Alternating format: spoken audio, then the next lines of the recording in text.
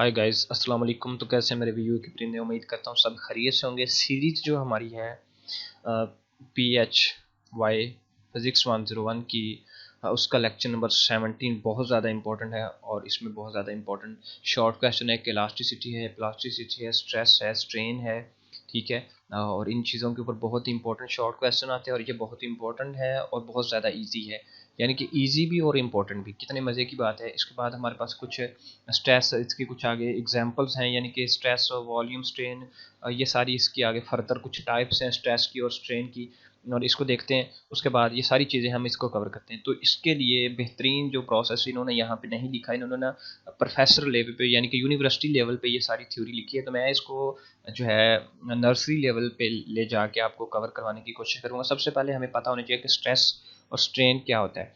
हमारे पास है यहाँ पे, मैं आपको बताता हूँ कि हमारे पास छोटे छोटे जो है, फ़र्ज़ करें हमारे पास ये एक बॉक्स है, ठीक है। इसके अंदर अगर मैं बात करूँ कि मेरे पास कुछ ज़र्रे हैं, यानी कि कुछ छोटे छोटे, हम कह लेते हैं कि जैसे कि यहाँ पे एक ये मतलब छोटे छोटे जैसे कि सर्कल, जैसे कि आपको पता होता है कि इसके अंदर गैस वगैरह होती है या कोई भी चीज़ होती है, उसके अंदर छोटे छोटे ना मतलब एटम्स होते हैं, ठीक है। क्या होते हैं? छोटे छोटे एटम्स, ठीक है। ये ऐसे ऐसे करीब करीब होते हैं, ये जिसकी वजह से ये चीज़ें बनती हैं। कोई भी चीज़ है उसके अंदर एटम्स होते हैं जो उसके वजूद का हिस्सा होते हैं, ठीक है।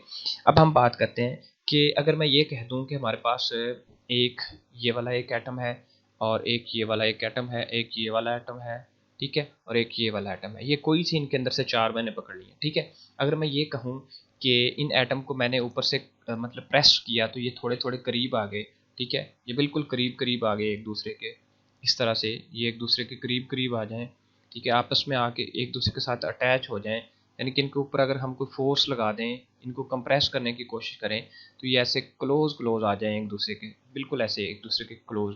तो इन चीज़ों के कंसेप्ट को, यानी कि किसी चीज़ को दबाते हैं तो उसके अंदर जो ज़रात होते हैं, उसके अंदर जो चीज़ें होती हैं वो एक दूसरे के साथ अटैच हो जाती हैं, यानी कि कंप्रेस हो जाती हैं। तो इसी चीज़ को, जो हमारे पास सॉलिड चीज़ें होती हैं, उन्हीं को उसने बताया कि आज हमने उनकी बात करनी है। यहाँ पे सबसे पहले हमारे पास एक डेफिनेशन है इलास्टिसिटी, ठीक है। और इलास्टिसिटी की मैंने बहुत ही खूबसूरत तरीके से एक नॉर्मल डेफिनेशन अपने तौर पे लिख दी है। इलास्टिसिटी द एबिलिटी, यानी कि सलाहियत ऑफ अ बॉडी, एक बॉडी जो है to retain its original shape is called elasticity. यानी कि अगर फ़र्ज़ करो कि मैंने किसी चीज़ को दबा दिया, मिसाल के तौर पे हमारे पास रबड़ होता है, रबड़ रबर हमारे पास होता है, या हमारे पास कोई, आप ये बात समझ लें कि कोई भी चीज़ अगर आप उसको दबाते हैं, कंप्रेस कर देते हैं, छोड़ते हैं, तो वापस अपनी जगह पे आ जाता है, तो इसको इलास्टिसिटी कहा जाता है। जैसे कोई स्प्रिंग हो गया, जैसे कोई रबड़ की हमारे पास बॉल वगैरह हो गई, तो वो बात करता है कि इस जो उसके अंदर ये जो सलाहियत होती है उस बॉडी के अंदर वापसी अपनी पोजीशन पे आ जाने की, इसको इलास्टिसिटी कहते हैं। जैसे कि आपके पास वो घरों में इलास्टिसिटी की एग्जांपल इलास्टिक, अक्सर जो है घरों में भी इलास्टिक, बच्चों के वो जो होते हैं पैजामे, उनके अंदर इलास्टिक डाला होता है हमने। और उसके बाद मुख्तलिफ़ चीज़ों के अंदर हमने देखा है इलास्टिक होता है। तो जो इलास्टिक होता है ना, जब हम उसको ऐसे करके खींचते हैं दोनों तरफ, दूर से पकड़ के दोनों जो उसके कोने होते हैं उनसे पकड़ के हम उनको खींचते हैं, तो वापस अपनी पोजीशन पे आ जाता है। तो वो उसकी सलाहियत इलास्टिसिटी होती है, इसीलिए उसका नाम इलास्टिक रखा जाता है। आफ्टर रिमूवल द एक्सटर्नल, यानी कि जो उस पर आपने फोर्स पुश किया, अगर आप उसको छोड़ते हैं तो वो अपनी इक्विलिब्रियम की पहली हालत में वापस आ जाता है, इसको वो इलास्टिसिटी का नाम देता है, ठीक है। यही जो फर्स्ट डेफिनेशन आपकी यही है। The property of the virtual body tend to उस ओरिजिनल पोजीशन पे रीगेन इट्स ओरिजिनल पोजीशन पे आ जाना। The size external force remove कर दिया जाए, अगर कंप्लीटली रिकवर आ जाता है अपनी पहली पोजीशन पे, इस सारे प्रोसेस को वो कहता है कि कॉल्ड परफेक्टली इलास्टिक। इसकी कुछ उसने एग्जांपल दे दिया, स्टील जो है, ग्लासेस जो है, आर वेरी नियरली इलास्टिक, ठीक है। उसके बाद की बात करता है नेक्स्ट, ये चीज़ें उसने जो है ना डायरेक्ट लिख दी है, मैं इसको one by one step cover करवाता हूँ। उसके बाद हमारे पास दूसरा स्टेप है स्ट्रेस। ये जो हमें सर का दर्द होने वाला स्ट्रेस होता है ना, वैसे आप इसको एग्जांपल मिसाल के तौर पे कंसेप्ट समझ लें। तो अगर हमारे पास फोर्स अप्लाइड की जाए एक यूनिट एरिया के ऊपर, ठीक है, तो प्रोड्यूस क्या करता है? Change in the shape, volume, length of the body is called stress. मिसाल के तौर पे अगर मैं ये कहूँ कि हमारे पास एक मतलब कोई चीज़ है, तो यहाँ पे मतलब ये एक बॉक्स है, इसके ऊपर अगर हम कोई फोर्स लगाते हैं, इसके ऊपर कोई ना कोई हम अगर फोर्स एक्सर्ट कर देते हैं, तो अगर ये अपनी यानी कि ये फोर्स अगर हम इसके एग्जर्ट करते हैं, इसके ऊपर फोर्स लगाते हैं, अगर ये अपनी यानी कि पॉइंट समझने वाले हैं यहाँ के अंदर, अगर मैं बात करूँ कि अगर ये अपनी लेंथ तब्दील कर जाए या ये अपना वॉल्यूम तब्दील कर जाए या अपनी शेप तब्दील कर जाए, ठीक है, तो इसको कहते हैं कि ये एक स्ट्रेस फोर्स थी। ये force applied on unit area, अगर किसी यूनिट एरिया पे फोर्स अप्लाई की जाए तो वो क्या कर दे कि उस फोर्स की वजह से वो जो चीज़ है, यूनिट एरिया जो है वो चीज़ है, अगर वो चेंज कर दे अपनी शेप, वॉल्यूम और या अपनी लेंथ चेंज कर दे बॉडी जो है, तो वो बॉडी स्ट्रेस की हालत में कहलाएगी। इसका फार्मूला क्या होता है, जब भी हम स्ट्रेस कैसे आती है, फोर्स हम अप्लाई करते हैं यूनिट एरिया के ऊपर, यानी कि किसी चीज़ के ऊपर अगर हम फोर्स लगाते हैं एक यूनिट एरिया के ऊपर, अब अगर हम फोर्स लगाते हैं, ठीक है, इस तरह से यूनिट एरिया को, जैसे कि प्रेशर, प्रेशर का फार्मूला होता है P is equal to force over area. तो जो हमारे पास प्रेशर होता है इसी को हम स्ट्रेस कहते हैं, तो इसको हम कहते हैं फोर्स ओवर एरिया, ठीक है। तो इसका जो सिंबल है हमारे पास, ये वाला सिंबल हमने लिखना है इसको, इसका ये वाला सिंबल आपने अच्छे तरीके से इसको याद करें, बहुत इंपॉर्टेंट है, ये इसका सिंबल होता है। और उसके बाद हमारे पास फोर्स और उसके बाद नीचे एरिया, ये जो सिंबल है अगर आपको पेपर के अंदर ये न्यूमेरिकल आ जाए तो इसको मैं आपको बताता हूँ ये कैसे आपने फाइंड करना है। यहाँ पे आपके पास ये सिंबल पड़ा हुआ है, ये जो आपके पास ये जो प्रोसेस है इसके अंदर यहाँ पे ये सिंबल पड़ा हुआ है, ठीक है। और उसके बाद ये इसका फार्मूला होता है। उसके बाद बात कर लेते हैं इसको, इसकी अपनी ओरिजिनल हालत में वापस कर दें ताकि ये ठीक हो जाए। उसके बाद टाइप्स ऑफ स्ट्रेस, ये स्ट्रेस का फार्मूला मतलब डेफिनेशन थी होती क्या है, उसके बाद इसकी कुछ टाइप्स होती हैं। अगर हमने किसी चीज़ के ऊपर अप्लाई की फोर्स, तो अगर वो शेप चेंज कर दे, वॉल्यूम चेंज कर दे या लेंथ चेंज कर दे, तो इन सब को अलग अलग स्ट्रेस का नाम दिया। तो इसकी टाइप्स हैं टेंसाइल स्ट्रेस, कंप्रेशनल स्ट्रेस और शियर स्ट्रेस, ठीक है। सबसे पहले बात करते हैं टेंसाइल स्ट्रेस की। जो हमारे पास टेंसाइल स्ट्रेस है उसकी बात करते हैं। The force applied on unit area, वही डेफिनेशन अगर प्रोड्यूस कर दे चेंज इन लेंथ, अगर किसी चीज़ के ऊपर हम फोर्स अप्लाई करते हैं तो उसकी लेंथ में चेंज मतलब पैदा करते हैं। मिसाल के तौर पे अगर हम किसी चीज़ को आप उसको पकड़ के खींचते हैं, मतलब किसी चीज़ को पकड़ के हम साइडों से खींचते हैं और उसकी जो लेंथ है वो चेंज हो जाए, तो इस तरह का जो हमारे पास स्ट्रेस होता है इसको कहते हैं टेंसाइल स्ट्रेस। कंप्रेशनल स्ट्रेस, अगर फोर्स अप्लाई की जाए, यहाँ पे ये पॉइंट है लेंथ, अगर किसी के ऊपर बॉडी पे यूनिट एरिया पे फोर्स अप्लाई की जाए तो वो कहता है एरिया, तो प्रोड्यूस करता है चेंज इन वॉल्यूम, अगर उसका वॉल्यूम चेंज हुआ है तो इसको कहते हैं कंप्रेशनल स्ट्रेस। उसके बाद अगर हम फोर्स अप्लाई करते हैं किसी यूनिट एरिया के ऊपर तो वो चेंज पैदा करते उसकी शेप में, शक्ल में, तो इसको हम कहते हैं शेयर स्ट्रेस। तो ये था स्ट्रेस और उसकी बाकी जो है टाइप्स, स्ट्रेस और स्ट्रेस की टाइप्स बहुत इंपॉर्टेंट है। और अगर हम इसके फार्मूला की बात करें तो यहाँ पे जो इसका फार्मूला है हम उसको लिख देते हैं कि न्यूटन मीटर की सूरत पे उसको लिख देते हैं, यानी कि फोर्स जो है, फोर्स का यूनिट हमारे पास क्या होता है, इसको यहाँ पे मैं लाइन लगा के लिख देता हूँ। फोर्स का यूनिट हमारे पास होता है न्यूटन, ठीक है, फोर्स का यूनिट होता है न्यूटन। और जो हमारे पास एरिया होता है, एरिया का यूनिट हमारे पास होता है, ये नीचे एक ही जगह पे मैं लिखूंगा एम स्केयर, ठीक है, एम स्केयर। तो हमारे पास स्ट्रेस का यूनिट क्या आ गया, न्यूटन और मीटर, और ये इन्वर्स में ऊपर ले गया हूँ मैं, तो इसको ये इसका फार्मूला है स्ट्रेस का, ठीक है, ये बात याद में रहे, जहन में रहे। उसके बाद है हमारे पास स्ट्रेन। स्ट्रेन जो है उसके बाद दूसरा ऑप्शन है, वो कहता है कि मयरमेंट, द मयर करते हैं जब हम measure of the fractional deformation of solid due to stress applied on it is called, यानी कि हमने अगर किसी चीज़ के ऊपर स्ट्रेस अप्लाई करती जाए, किसी सॉलिड चीज़ के ऊपर, मतलब कि मिसाल के तौर पे रबड़ है, कोई भी चीज़ है, कोई कॉपर है, कुछ किसी के ऊपर जब हम स्ट्रेस अप्लाई कर देते हैं, फोर्स लगा देते हैं, तो उसकी अगर वो डीफॉर्मेशन हो जाए तो उसकी जो मेजरमेंट होती है उसका हम स्ट्रेन कहते हैं। इसकी भी कुछ टाइप्स होती हैं कि कौन सी हमने मेजरमेंट करनी है, हमने टेंसाइल स्ट्रेन मेजरमेंट करनी है या वॉल्यूमेट्रिक करनी है या कंप्रेशनल इसको भी कह सकते हैं, और कंप्रेसिव आप इसको कहते हैं, कंप्रेसिव, या आपने वॉल्यूमेट्रिक करनी है या आपने शीयर स्ट्रेन को फाइंड करना है। तो ये इसी तरह स्ट्रेन, इसकी ये डेफिनेशन और इसकी टाइप्स हैं, बहुत इंपॉर्टेंट है। सबसे पहले हमारे पास है टेंसाइल जो है स्ट्रेन, इसकी डेफिनेशन मैं यहाँ पर लिख देता हूँ ताकि आपको आसानी हो जाए।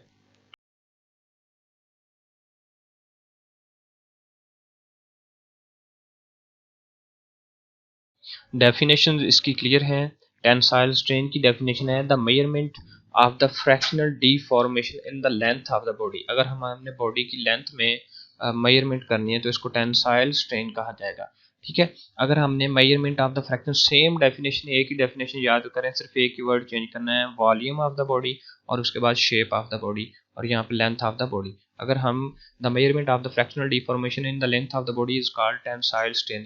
तीनों एक ही तरह की डेफिनेशन, सिर्फ अगर वॉल्यूम में चेंज मेजर करना है तो फिर हमारे पास ये कहलाता है वॉल्यूमेट्रिक, और या इसको हम ये भी कह सकते हैं कंप्रेसिव स्ट्रेन भी कह सकते हैं, ठीक है, कंप्रेसिव या हम कह सकते हैं, और हम इसको वॉल्यूमेट्रिक स्ट्रेन भी कह सकते हैं। और अगर शेप में चेंज करना है, हमने मालूम करना है तो इसको फिर शेयर स्ट्रेन कहते हैं, ठीक है। अब इनको जो हमारे पास सबसे पहले है measurement of the fractional deformation, इसको हम जाहिर कैसे करते हैं और मेंशन कैसे करते हैं।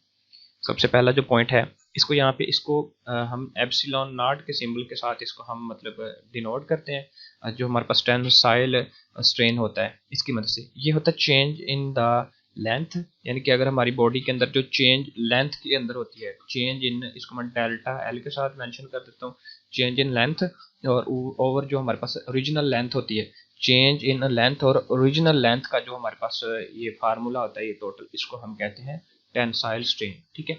उसके बाद इसको इसके साथ डिनोट किया जाता है, और इसका कोई यूनिट नहीं होता, ये बहुत इंपॉर्टेंट है। ये जो लेंथ है इसका यूनिट क्या होता है, मीटर, और हमारे पास जो नीचे वाला लेंथ है उसका यूनिट भी हमारे पास मीटर होता है। तो मीटर मीटर के साथ कैंसिल हो गया, तो आंसर क्या है हमारे पास, 1। आंसर क्या आ गया, 1। इट्स मीन कि टेंसाइल स्ट्रेन का कोई यूनिट नहीं होता, नो यूनिट, ये बात आपको पता रहे। बल्कि क्या करता हूँ कि मैं इसको वहाँ पे साथ में ऐड कर देता हूँ आपकी सहूलत के लिए, आपको समझ आ जाएगी, ठीक है। इसको यहाँ पे हम क्या कर देते हैं, पुट कर देते हैं, ताकि ये चीज़ भी आपको अच्छे से समझ आ जाए, ठीक है। इसका कोई यूनिट नहीं होता, क्योंकि उसका जो रीज़न है वो भी मैंने यहाँ पे मेंशन कर दिया है। उसके बाद हमारे पास जो नेक्स्ट पॉइंट है वो है हमारे पास टेंसाइल, हमारा क्लियर है। उसके बाद कंप्रेसिव जो है उसकी बात कर लेते हैं। इसको हम यहाँ पे क्लियर करते हैं और यहाँ पे लिखते हैं। हमारे पास जो कंप्रेसिव होता है इसके अंदर चेंज इन वॉल्यूम, और जो यानी कि चेंज इन वॉल्यूम, इसको हम कहते हैं कि वॉल्यूमेट्रिक जो होता है इसको हम कहते हैं कि चेंज इन वॉल्यूम और ओवर ओरिजिनल जो वॉल्यूम है, ओरिजिनल वॉल्यूम, तो इसका भी सेम होगा कि ऊपर वाला प्रोसेस नीचे वाले से कट जाएगा तो आंसर 1 आएगा। तो इसका भी कोई यूनिट नहीं होता, लेकिन इसको इस तरह से मेंशन किया जाता है, ठीक है। उसके बाद हम बात करते हैं, हमारे पास जो शेयर स्ट्रेन होता है उसके लिए हमारे पास जो सिंबल जिससे हम इसको जाहिर करते हैं वो कुछ इस तरह का सिंबल होता है, ठीक है। और इसको हम लिखते हैं कि जो इसकी ओरिजिनल शेप होती है हम उसको, उसके लिए हम इसको मेंशन करते हैं कि डेल ए, ठीक है, ओवर नॉर्मल ए हमारे पास जो होता है नॉर्मल ए, ठीक है। और उस इस दोनों को मेंशन किया जाता है टेन थीटा की वजह से, इसको मेंशन किया जाता है, इसको मेंशन करते हैं टेन थीटा।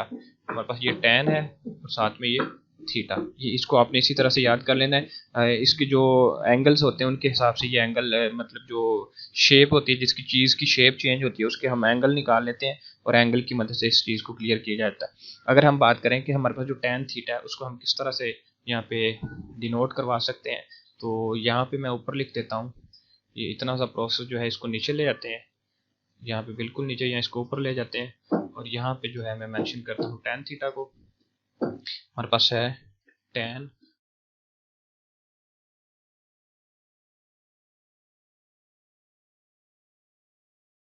हमेशा टेन जीरो जो है, और इसको इस सिंबल की मदद से हम इस तरह से डिनोट करते हैं। हमारे पास जो ए है डेल ए, डेल ए और जो ए है इसको हम थीटा के इक्वल लिख देते हैं कि ये चीज़ वैल्यू थीटा की इक्वल। आपने इसको इसी तरह से देख लेना, आपकी बुक में ये नहीं आएगा, ये चीज़ें दी नहीं हुई उसने, यानी कि यहाँ तक ये चीज़ जो हमारी स्ट्रेन किस तरह से डायमेंशन जो है, ओरिजिनल डायमेंशन जो है स्ट्रेन उसको लिख दिया मैंने। उसकी 3 काइंड हैं, लॉन्गिट्यूडनल, लीनियर, यानी कि लीनियर स्ट्रेन कह सकते हैं आप इसको। ये हमारे पास जो लेंथ ओवर यानी कि नॉर्मल लेंथ और ओवर ओरिजिनल लेंथ है, अगर इसमें लेंथ में चेंजिंग हो उसके लिए मैंने आपको डेफिनेशन क्लियर कर दी है। अगर वॉल्यूमेट्रिक स्ट्रेन हो उसकी डेफिनेशन क्लियर कर दी है, ठीक है। उसके बाद शेयर स्ट्रेन है उसके लिए डेफिनेशन क्लियर कर दी है कि हमारे पास जो स्ट्रेन थीटा है बहुत ही छोटे, शेयर मतलब बहुत ही छोटी ये जो एंगल है उसके लिए अगर हमने इसको निकालना है रेडियंस के अंदर, तो इसके लिए हमारे पास जो है स्मॉल, वेरी स्मॉल थीटा के लिए भी मैंने क्लियर कर दिया है कि थीटा अप्रोच करता है बहुत स्मॉल वैल्यू को। तो फिर जो टेन थीटा है उसको डेल एक्स ओवर जो है आप एल लिख दें, या ए ओवर जो है आप इसको ए लिख दें, ठीक है। ठीक है, मतलब इस तरह से इसको ए रख लो या थीटा रख लो या एक्स रख लो और एफ रख लो, इसको हम शेयर स्ट्रेन कहते हैं अगर इसकी शेप में चेंजिंग आ जाए तो। उसके बाद हमारे पास Hooke's law, small deformation stress, मैंने स्ट्रेस की भी आपको डेफिनेशन क्लियर कर दी है, ठीक है। उसके बाद मॉड्यूल जो है इलास्टिसिटी ये भी क्लियर कर दिया है। अब हमारे पास जो नेक्स्ट बल्क्स मॉड्यूल जो है इसको कवर करते हैं कि ये क्या कहता है, बल्क साहब क्या कहते हैं। और हमारे पास यहाँ पे दो जो इनके लॉ क्लियर करवाते हैं, वो दो लॉ हमें हमारे पास जो कि इसके इलास्टिक कंस्ट्रेंट्स को, मॉड्यूल्स की इलास्टिसिटी को क्लियर करते हैं। तो इसके लिए इलास्टिसिटी जो हमारी होती है stress over strain, modules of elasticity है ये हमेशा स्ट्रेस ओवर स्ट्रेन होती है। ठीक है, स्ट्रेस ओवर स्ट्रेन मॉड्यूल की जो इलास्टिसिटी होती है उसकी बात कर रहा है कि हमेशा ये स्ट्रेस ओवर स्ट्रेन होती है। ठीक है, तो इसको यहाँ पे देखते हैं बल्क्स मॉड्यूल्स क्या कहता है, इसको फिर बाद में देखते हैं, पहले इस पॉइंट को देखते हैं। यहाँ पे मॉड्यूल्स ऑफ जो इलास्टिसिटी होती है, the ratio of the stress to the strain is called modulus. इसको कुछ इस तरह से लिख सकते हैं कि हम मॉड्यूल्स जो हमारे पास होता है इसको कुछ इस तरह से मैं कवर करता हूँ ताकि अच्छे तरीके से लिखा जाए। हम यहाँ पे लिखते हैं मॉड्यूल्स ऑफ इलास्टिसिटी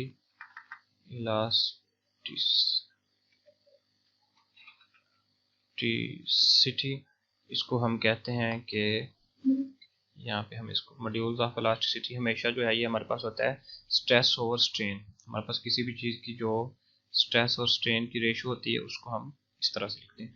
हम बात करते हैं कि यहाँ पे इसकी जो रेशो है वो है स्ट्रेस और हम बात कर लेते हैं स्ट्रेस और स्ट्रेन की जो रेशो है इसको हम मॉड्यूल ऑफ इलास्टिसिटी कहते हैं। ठीक है, ये फार्मूला है इसका। अब हम नेक्स्ट इसको देखते हैं कि क्या कहता है। यही चीज़ उसने हमें कवर करवाने के लिए लॉन्गिट्यूडनल स्ट्रेस उसने बोल दिया। अब हमारे पास जो स्ट्रेस का फार्मूला है, आप पहले पीछे पढ़ चुके हैं स्ट्रेस और इनके फार्मूलाज जो हैं उनको क्लियर करते हैं कि हमारे पास यहाँ पे हमने इक्वल का साइन लिया, ठीक है, और इक्वल के साइन के साथ हम यहाँ पे स्ट्रेस का फार्मूला लगाएंगे, या फिर हम क्या करते हैं कि हम यहाँ पे ही इसका फार्मूला साथ में पुट करने की कोशिश करते हैं ताकि हमारा कम से कम जो है पोर्शन वो क्लियर हो। फार्मूला इसका जो है स्ट्रेस ओवर स्ट्रेन से ही स्ट्रेस का फार्मूला होता है फोर्स ओवर एरिया, और जो स्ट्रेन है ओवर एल, यानी कि स्ट्रेन का कोई यूनिट नहीं होता, आपने पीछे पढ़ा, और स्ट्रेस का यूनिट जो है न्यूटन मीटर होता है। न्यूटन मीटर पर स्क्वायर जो है स्ट्रेस का फार्मूला, और जो स्ट्रेन का है कोई यूनिट नहीं होता, कोई नहीं होता, मतलब डिमेंशन नहीं होती, तो इसलिए न्यूटन मीटर स्क्वायर जो है वो उसको पास्कल भी कहते हैं। तो लिहाजा हमारे पास मॉड्यूल ऑफ इलास्टिसिटी जो है हमारे पास है वो इक्वल होती है, उसका जो यूनिट है वो पास्कल होता है। यानी कि ये जो हमारा पॉइंट है ये वाला पॉइंट क्लियर है, जिसको हम Young's modulus for linear strain भी कहते हैं। उसके बाद हमारी इसको कुछ मेंशन इस तरीके से किया जाता है।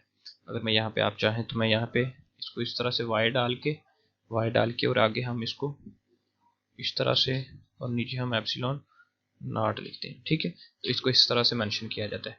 उसके बाद हम बात करते हैं नेक्स्ट, हमारे पास जो है बल्क्स मॉड्यूल्स की बात करते हैं कि हमारे पास जो फोर्स, यानी कि ये भी रेशो है हमारी स्ट्रेस और वॉल्यूम की, इसको कवर करता हूँ मैं यहाँ के अच्छे तरीके से यहीं पे बता देते हैं। वैसे इसको मैथमेटिकली क्या करना है, ये volume stress over volume strain जो है इसको बल्क्स मॉड्यूल्स कहते हैं। इसको रीड कर लीजिएगा, स्ट्रेस ओवर स्ट्रेन, और यहाँ पे ऊपर जो स्ट्रेस के लिए हमने डेल पी, और नीचे जो वॉल्यूम स्ट्रेन के लिए हमने लिखा, और ये जो नीचे वॉल्यूम वाला जो मामला ये क्लियर हो जाएगा।